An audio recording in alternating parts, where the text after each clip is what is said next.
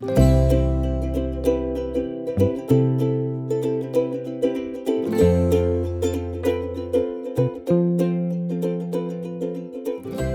hello. Welcome to our farm here in Galicia. My name's Rebecca and our farm is set in Galicia. So we are going to tell you on this video about our short journey taking on this farm.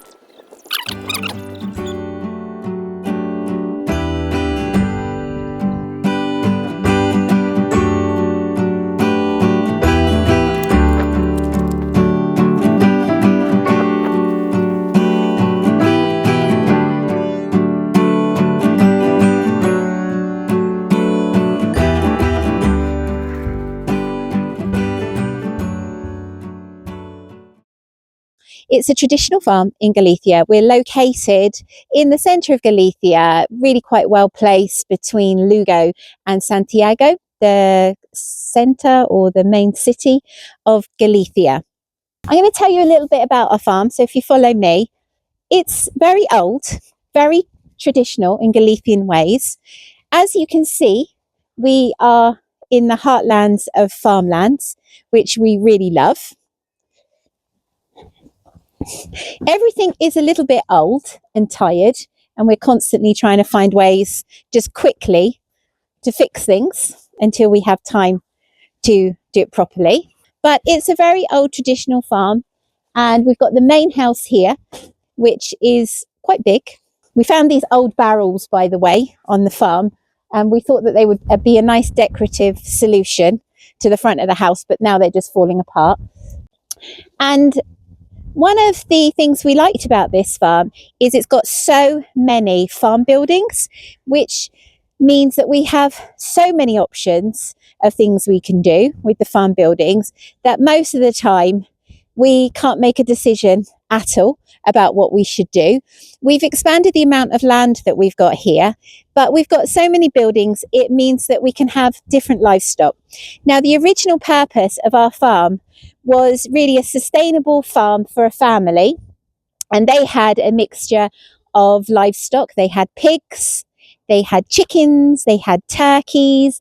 I think later on they started cow farming, dairy farming, and I don't really know much more, but we think that the house dates back to more times, which is fascinating because we found some artifacts on the farm. And all of the buildings, some of them are in stone and some of them are in brick. Some look like they're about to fall down and some look like they could be really repurposed into something, but we just love the charm of that on this farm. There's so much history here, there's so much connection to, you feel really connected to how 4 generations before farmed here on this land and how they lived sustainably. And that's the biggest thing that's the main thing that really attracted us to staying here and trying to make this farm work for us.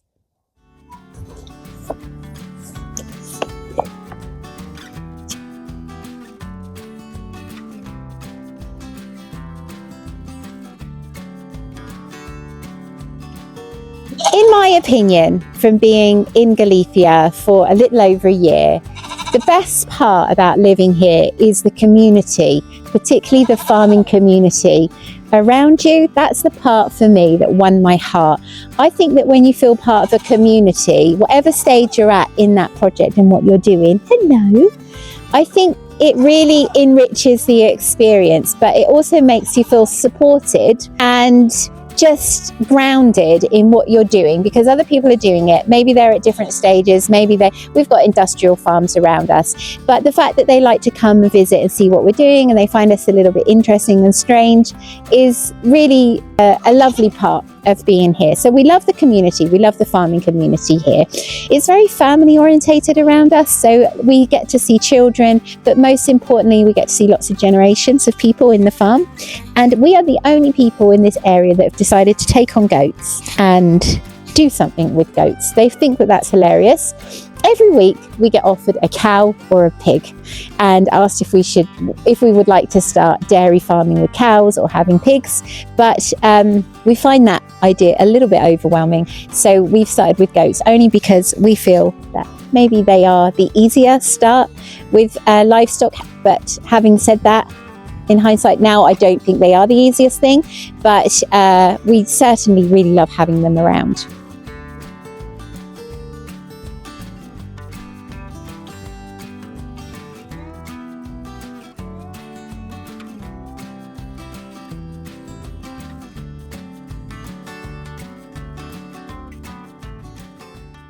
Now, let's talk about the weather. The weather. It was a big question mark for us coming to Galicia, whether the weather would work for us. We lived in the Costa Blanca for 4 years. So, I don't know. It rained. It felt like it rained maybe for 2 weeks of the year. We would get storms. And so we had the luxury of dry weather and stepping outside without a coat. In the winter, you just wear warm clothes most of the year. So we were really sceptical about coming here because we come from Cornwall in the UK, and we tried to escape the rainy weather there. And we heard that Galicia is really wet. But it turns out that when it rains, it really pours here. But I feel after a year here that the climate is more regular and the seasons are more defined than what I experienced in the UK. The summers are very hot.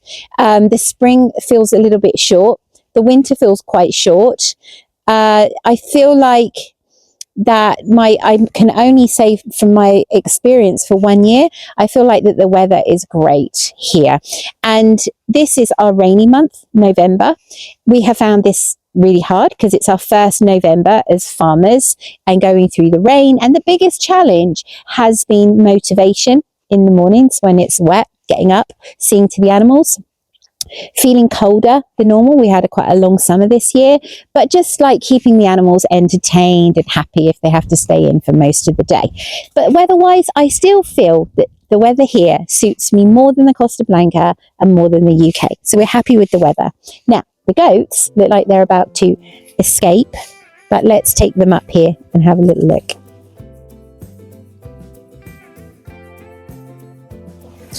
Hello. There's been so many challenges with this move, coming to Galicia and starting a homestead. For me, the biggest challenge is the language. I've been learning Spanish now for 3 years. I've been learning Castellano Spanish, and one thing that hello Marla. Marla's going to help with this part of the video. One thing we found a little bit challenging is getting our heads around the actual local language of Gallego in Galicia.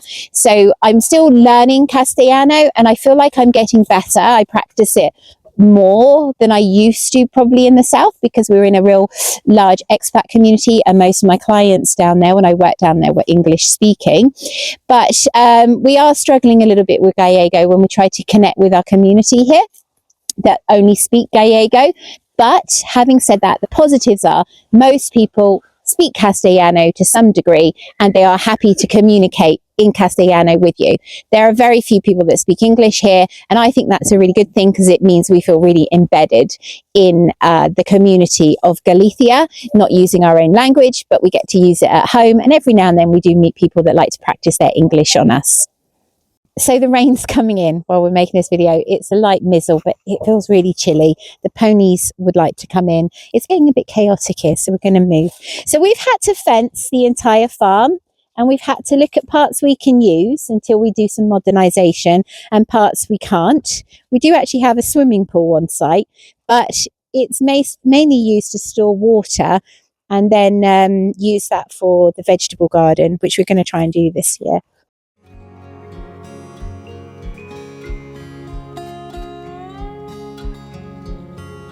We've only had goats for 6 months. We're going to do a video about why we chose goats, how we ended up with all these baby goats and how it's going. But this video is just an introduction to the farm. One of the other challenges I'd like to really talk about is just navigating everything. So there's paperwork that you have to deal with in Spain. As most people know, there's quite a lot of paperwork, and we have no experience in farming in the UK. I used to help out on some farms as a child, but it was just for the fun aspect of it. Very little experience or understanding of how to navigate bureaucracy in Spain. We just things like finding where you buy hay, where you get particular farming products, where's the best place to get it, how to get it transported to the property, any paperwork you need, how you buy a goat, what paperwork you need to buy a goat. All of those things are new to us. And I would say that's been one of my biggest challenges, is always feeling uncertain in knowing what I should do, because I can look online, but I've always got a language barrier with that. Being at such a different stage to my community, so sometimes they can't help me because they're so much further along and things have changed since they started. So how I've dealt with that is just finding and building a community here of people where we can share our experiences and our stages of development and ideas, and then we can support each other with what we found out. The problem with that has been that sometimes 40 kilometres from here, under a different council, everything's very different. So sometimes it's helpful, sometimes it isn't. I feel it has helped us in some areas, and in other areas we've worried about things maybe we didn't because we are in a different council. So yeah, that's been my biggest challenge. It's just navigating things. Sometimes just like, where do we buy the right feed for the goats?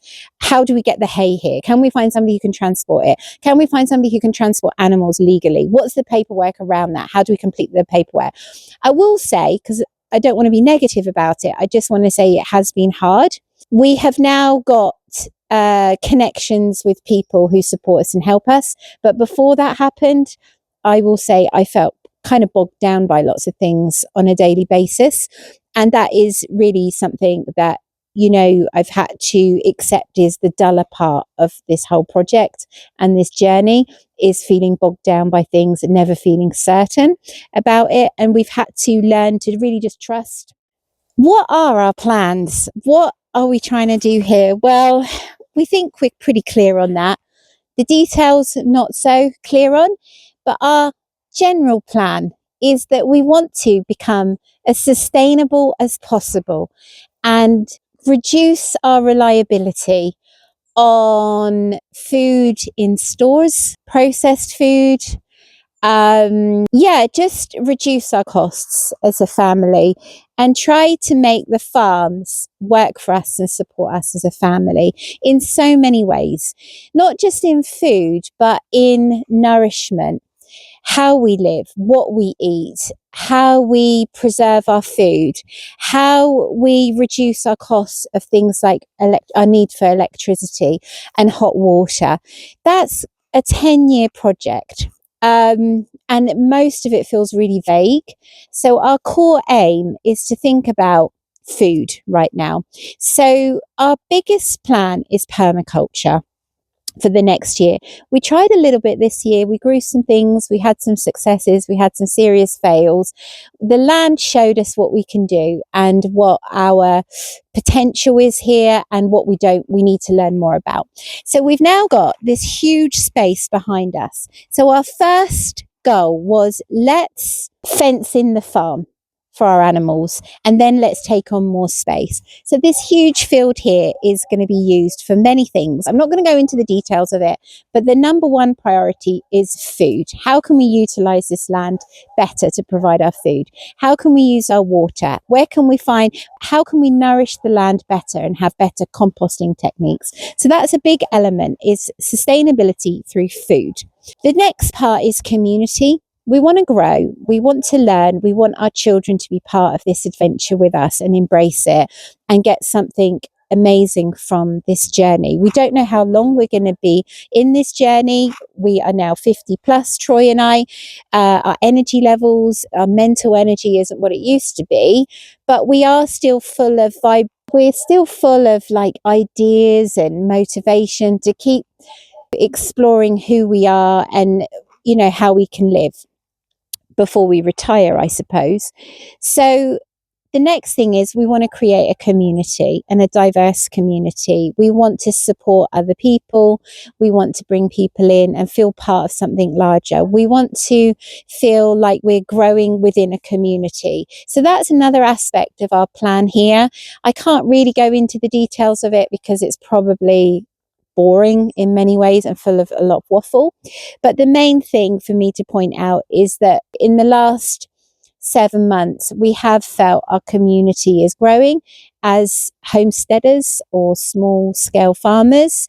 We're meeting people involved with dairy, in new types of farming, people who have a past in farming, people from the US, people from Madrid, Germany, so many people. And we're starting to open ourselves up for workaways as well, so we can bring in resources such as people and skills and knowledge. So that's another part we are really excited about, and we want to share as well on YouTube, and hopefully improve our connection via the web. And I hope that this is, a great way to start that is through our YouTube channel. We're going to go through this old piggery barn, and we're going to see if the goats want to come in, because it's a little bit chilly now with the rain. The temperatures certainly drop. So we're going to go through here. These are the old barns on the farm. We spent about, I want to say, 3 months at least full time cleaning up each of these barns. You going to come in? Come on then. Come on. Oh, there's 2 babies here trying to keep warm.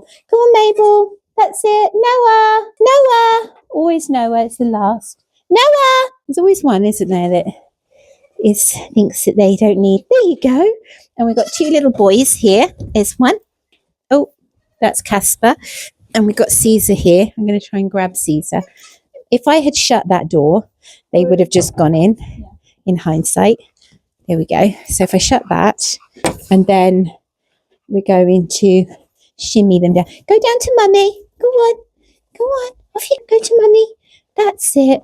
So our biggest challenge from the start, which takes me back to February of this year, 2025, was repurposing this farm, having a vision for it and repurposing it. And it took a really long time. I apologize. It took a while for us to have a vision for the farm of what we could do with our energy and time and resources and money and everything like that. So once we sort of started feeling that there was an idea and a vision there, we had to clean up the barns. And no joke, every barn had something in it you wouldn't want in it, full of woodworm, rotting things, furniture, paperwork, old boiler systems, dangerous, hooks, things falling down.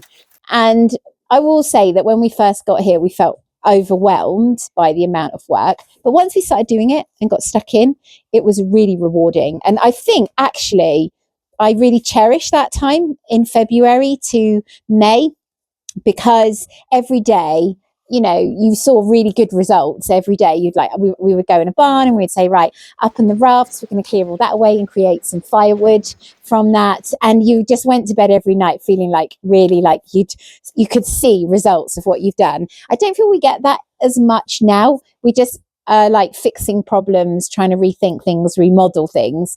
It isn't as clean as, right, we're going in there, we're going to tidy it up, and now it looks nice. So that was the best part. It was exhausting, but I felt really powered up to do it. And then the other thing that we started off with was making sure that we had somewhere to grow our seedlings for our vegetables. So Troy built me a little polytunnel, and at the back of the house, which we'll show you in another video, and a little greenhouse. And that was really good fun as well at the start of the year, thinking about, I'm growing vegetables for the first time in my life. I'm 50. I have no idea what I'm doing. I don't know what to expect. I didn't even know what the plants would need once they started growing. So that was huge. And then around May time, we started looking at having animals, and we started bringing animals in. And then our lives just felt like they just got flipped upside down. And the care and the challenges and learning and everything to do with animals really just took over from just sort of being very project orientated. But that's kind of been what our experience has been. We're going to do a whole video on our first year on the homestead and where we've come and what we've achieved and where we're going for the next year. But if I was going to just summarize this entire video about this farm, the Wild Trails Homestead, which is why we've called this channel Oops a Farm, because we felt like it just sort of fell upon us, is that we're really excited going forward. But our biggest thing now is we're in the winter.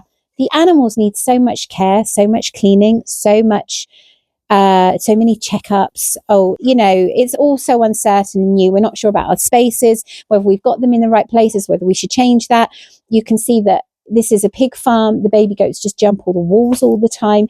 But going forward, we feel really excited, but at the same time, we feel like we need a little bit of a mental break to just recalibrate our thoughts and think about what our priorities are and where we should be putting our attention and energy. But we have opened up as a business, which is really exciting, and we're able to offer pony treks, which we're going to offer this December to the community and young people. So we're really excited about that, and we're just thinking that maybe we should just enjoy Thanksgiving coming up and Christmas, and then, like we did last year, really think about where we're going to put our energy going forward in January and February. But we're going to provide you loads of videos where we share all that. And if you stayed this long in the video and you've enjoyed it, thank you. Send me a comment, say hi, let me know who you are and where you are. This is our little pilot video. We hope that we can get it edited up and it's generally enjoyable to watch. But until our next video, thanks for watching and take care.